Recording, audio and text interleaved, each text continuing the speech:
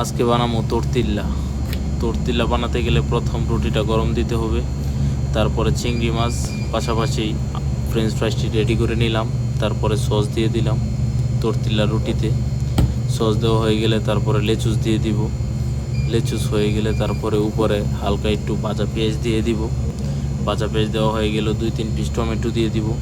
Tomato দেওয়া হয়ে গেলে চিংড়ি মাছটি লাইন দিয়ে সাজিয়ে দিব, সাথে কয়েকটা ফ্রেঞ্চ ফ্রাইস দিয়ে দিব।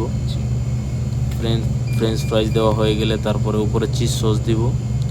চিজ সসটা দেওয়া হয়ে গেলে সুন্দর করে এটা রোল করে বলতে হবে। রোলটা সুন্দর করে পারফেক্ট করে বলতে হবে। তারপরে এটা গরম দিতে হবে, সুন্দর করে ক্রিস্পি করে গরম দিতে হবে। গরম দেওয়া হয়ে গেলে 4-5 সুন্দর করে ঘুরিয়ে ঘুরিয়ে গরম দিতে হবে।